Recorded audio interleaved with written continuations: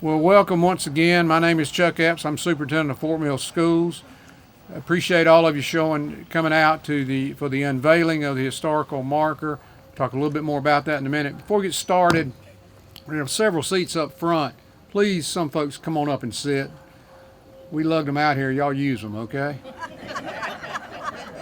Okay. No, yeah, my my folks lugged them out here. Okay, well, thank you. Nobody moved. All right. I told you, Rudy, you want to get some people to move.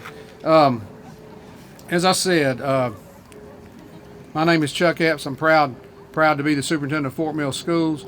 If some of you are new to this is your first part of the festivities. We've had two other events. Sunday we had an event, and we just had an event at the district office. Some of this is going to be repetitive to some of you, but welcome again from the Fort Mill School District. We are proud. This is a proud part of the history of Fort Mill Schools. The education of black children between the years of 1925 and 1968 in the George Fish School, which was behind me. Thank y'all. Come up. In fact, the property looked about like it does today, except for the pretty shrubs in the front. You could enter the driveway there and had a parking lot in front of the building. On behalf of the school board, though, I'd like to welcome you. We're proud to be a part of this, as I said, an important part of the history of the Fort Mill Schools, this unveiling of the... Closer to the mic. Oh, okay. I'm not loud enough? Yeah, closer to the mic. They don't want to... Okay, all right. So really, this is actually, and I'll repeat, I said some of this earlier, this is a culmination of two events, the way I see it. We had the Cora Lyles, through her research, discovered that George Fish School was a Rosen Wall School. I don't want to say the wrong name, which is historical, and I'll talk about that in a second. And then we had a student who was completing her Girl Scout Gold, which is the equivalent to the Eagle Scout for Boy Scouts project, and she took this on and is responsible for the historical marker that we're about to unveil. So really, it's the culmination of those two events, the way I see it.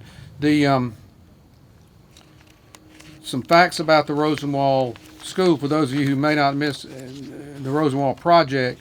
They built more than 5,000 school shops and teacher homes in the U.S., primarily for the education of African American children in the South during the early 20th century. The project was a product of the partnership of Julius Rosenwall, president of Sears Roebuck and Company, and the African American leader, educator, and philanthropist Booker T. Washington, who was president of the Tuskegee Institute. So Rosenwall is the founder of the Rosenwall Fund, and we didn't we didn't know this was a Rosenwall funded school until 2006, I think you said, Cora. So back when it was a school, nobody was aware, at least I wasn't aware of it, but I was a child then. Rosenwall was a founder of the fund. He contributed seed money for many schools and other causes. To encourage local commitment, he conditioned the fund support on the local community's raising of matching funds. This is one of the first matching fund programs. To promote collaboration between black and white people, Rosenwall required communities to also commit public funds and or labor to the schools, as well as to contribute additional cash donations after construction. With the program, millions of dollars were raised by African American rural communities across the South to fund better education for their children, and white school boards agreed to operate and maintain the schools. Some important information about the schools. This is some results, some research. The school building program is one of the largest programs administered by the fund. Let me get my notes. So I want to make sure I make a point of.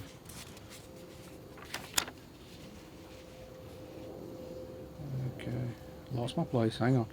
Black communities raised more, so we had over 481 schools in South Carolina that were Rosenwall schools, and as I said earlier, black communities raised more than $4.7 million to aid in construction, often donating land and labor. Research, this is the part I was. Research has found that the Rosenwall program accounts for a sizable portion of the educational gains of rural Southern black persons during this period. This research also found significant effects on school attendance, literacy, years of schooling, and cognitive test scores, with gains highest in the most disadvantaged counties. So you can see how important this was to our nation at the time. As a result of the collaboration of the two men, approximately 1/3 of all African American children were educated in these schools. So you put yourself back to the 1920s when we had the Fort Mill Academy, and then we started funding public schools, and so the black students then went into the Fort Mill Academy when we opened George Fish, and then we opened George Fish, so in 1925. So that's just a little bit about the history. Let me give you a few facts about the monument itself, which will be revealed. The design of the George Fish School followed the Rosenwald Fund's 6-teacher floor plan and included 6 classrooms, an auditorium, stage, and library. By the 1930s, the school enrolled grades 1 through 8 before adding a 9th grade, and by 1941, a high school. It remained a segregated school for African Americans until 1968, when it integrated and became Fort Mill Junior High. The school was sold in 1986 and later demolished.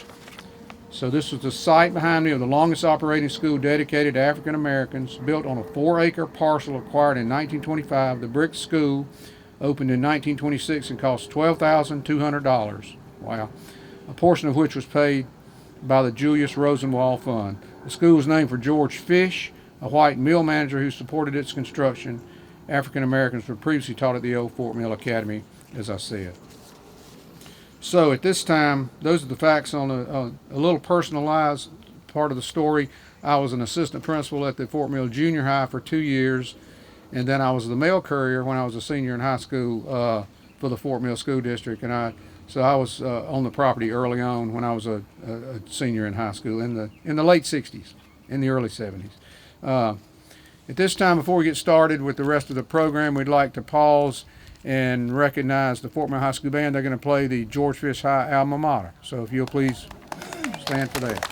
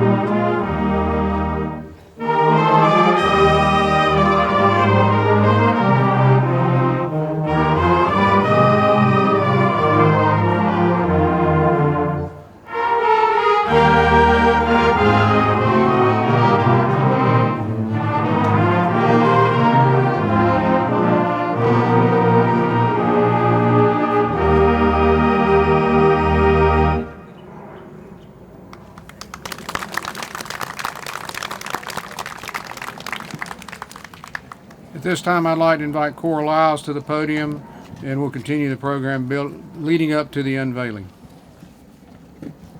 Watch your step. It's a tricky podium now,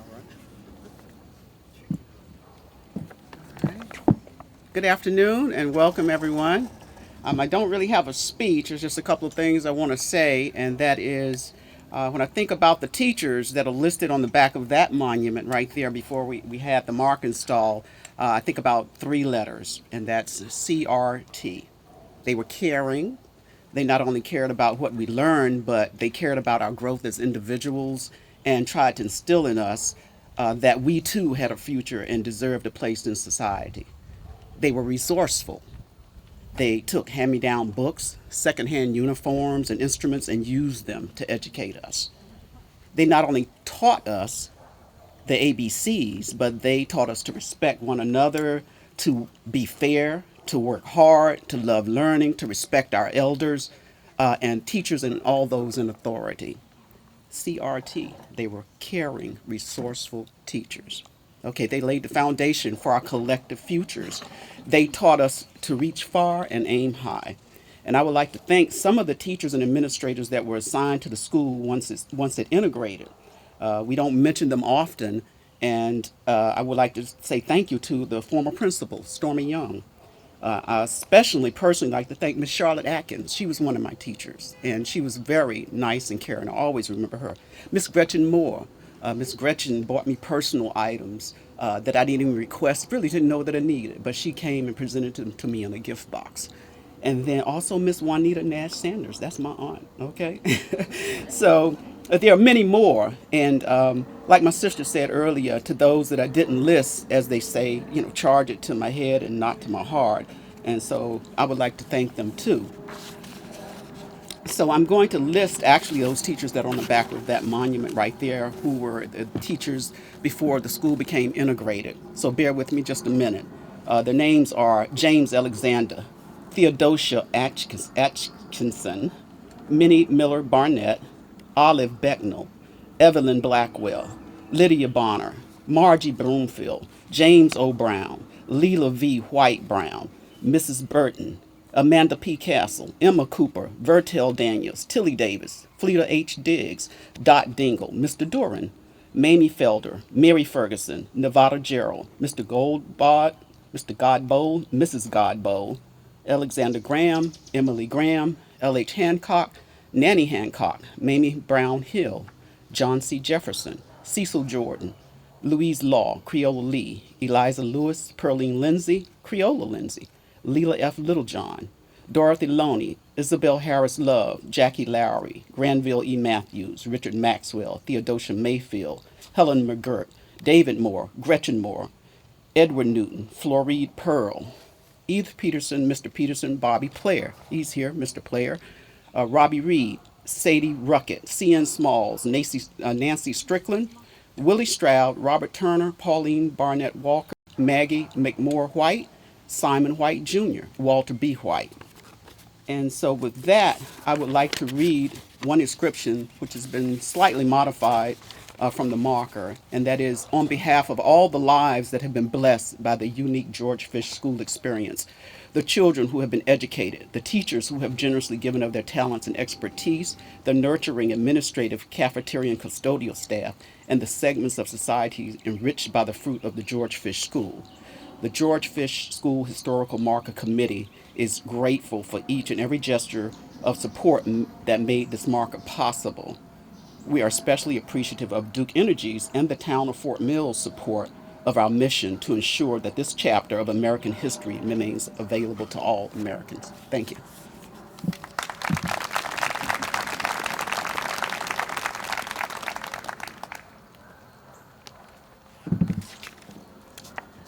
Hi, I'm Stephanie Deutsch, and it's a real pleasure and an honor for me to be here with you today.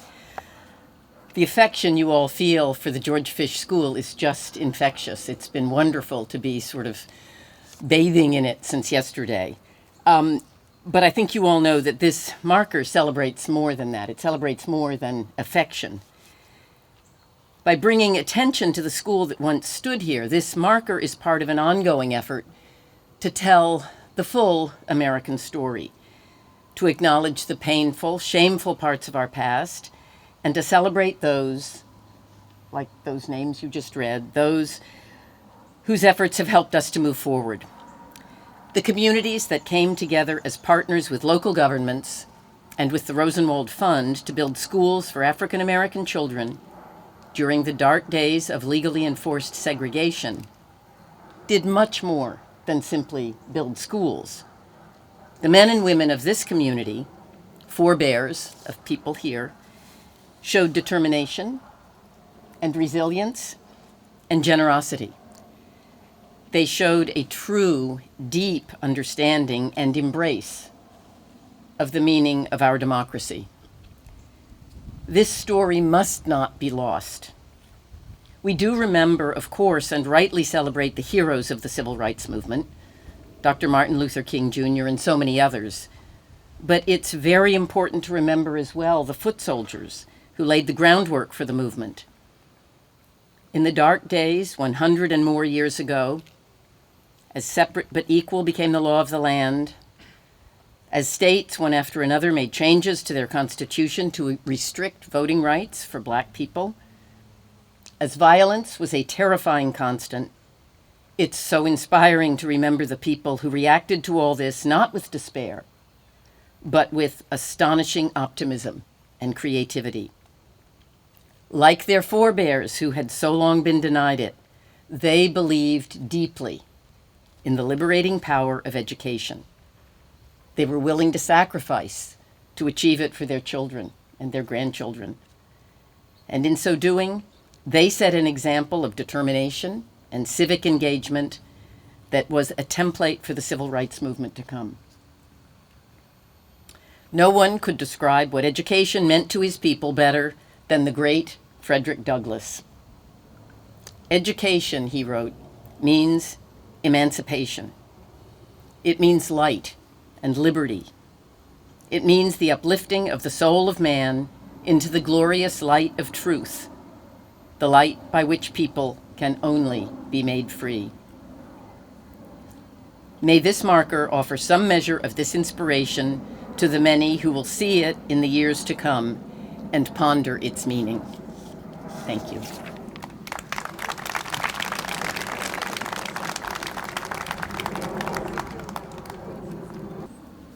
As some of you look around and you begin to wonder, who are they who attended George Fish School? I'm here to tell you this afternoon, we are they who sometimes stumble but refuse to fall. We might have been bent but refused to break.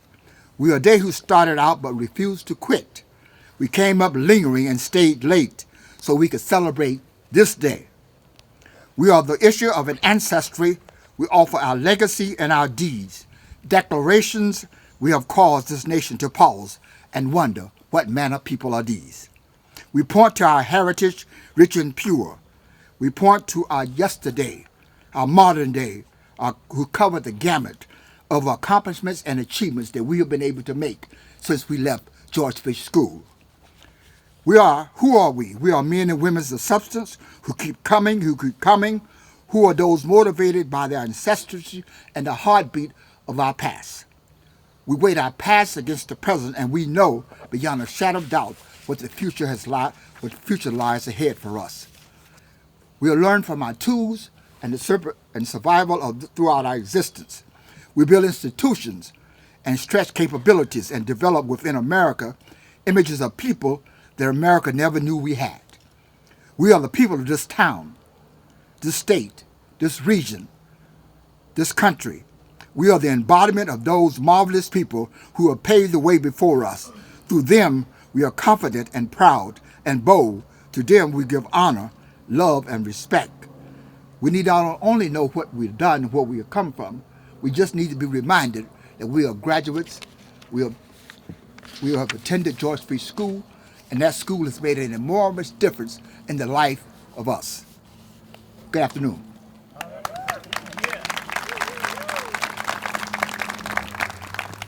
I want to thank Dr. Dunlap, Cousin Rudy, and Cousin Cora, all who thought enough to invite me to participate in this occasion.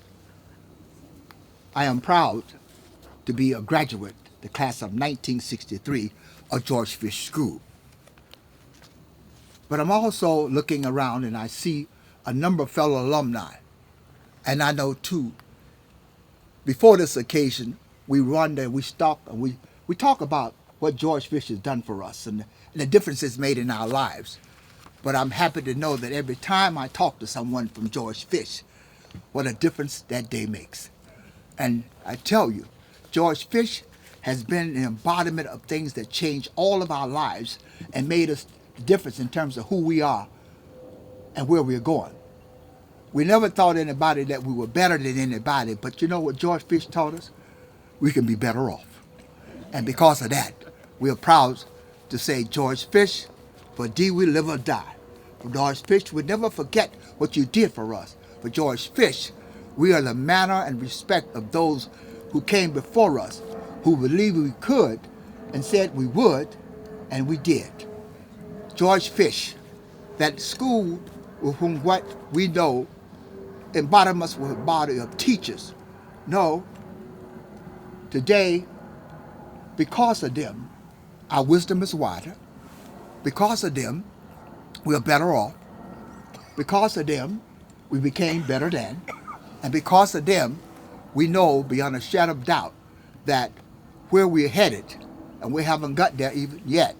And I was talking to Dr. Epson. He said, you and I both were retired. And I said, no, not retired. I'm refocused. Okay.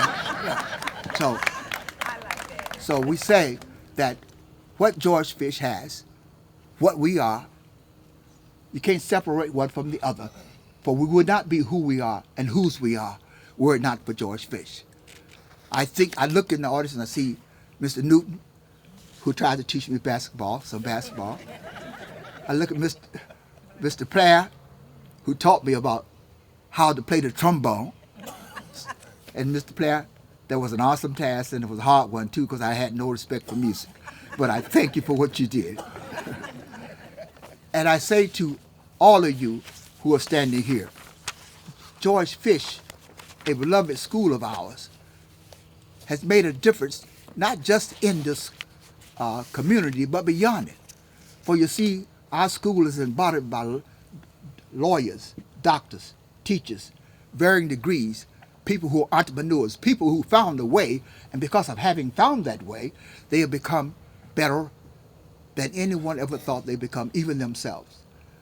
We have a responsibility, those who have finished this school, that we make sure our children, the next millennium, understand from which we came, and because of that journey, who we are today.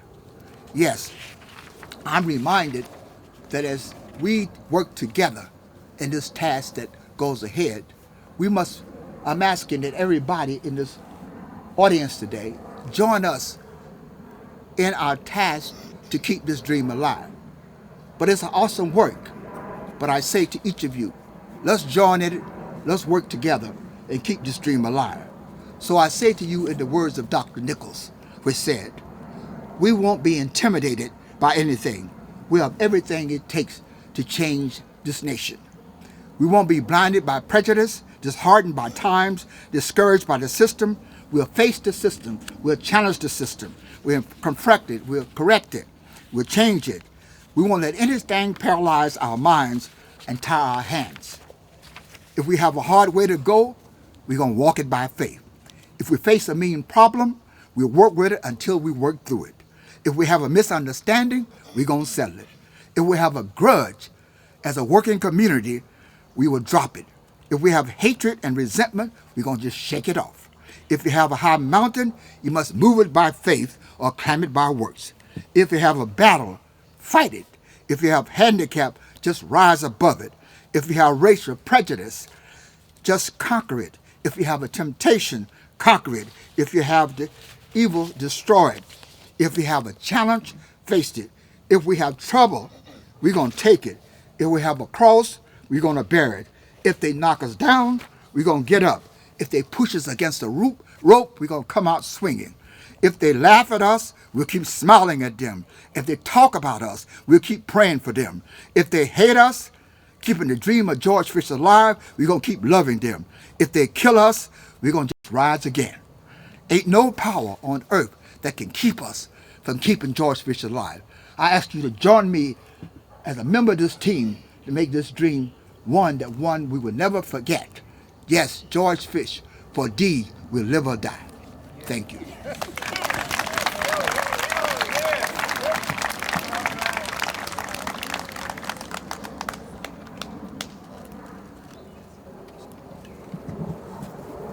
Ladies and gentlemen, someone came here that we did not know that she knew about this occasion. And she came up from Spartanburg. And it is the great-granddaughter of George Fish. And I'm going to introduce her. This is Elaine McHugh. And thank you so much for coming to grace the area.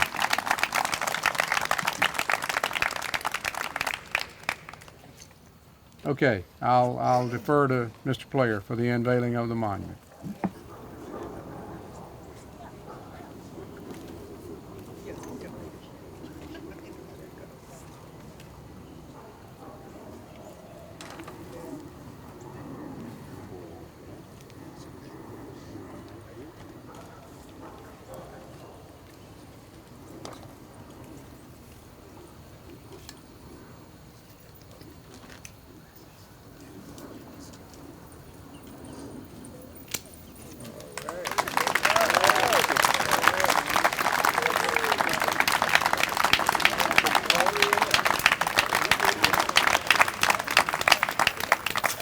Mill High School Band, under the direction of Mr. Ren Patel, played one alma mater from the George Fish Yearbook.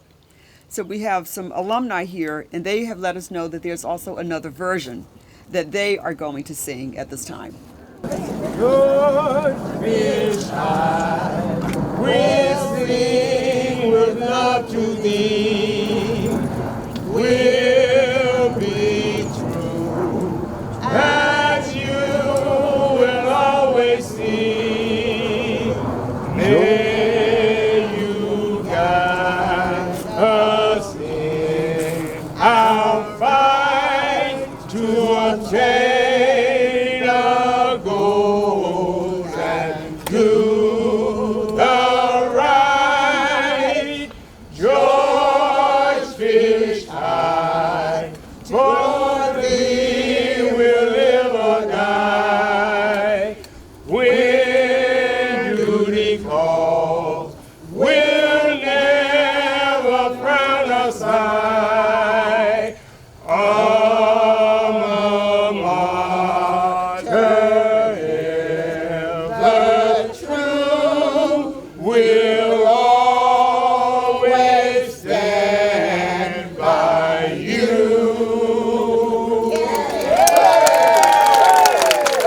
Thank you all for attending. The band's going to continue to play, but that concludes the program. Feel free to come up and read the inscription on the marker, and thank you once again for attending.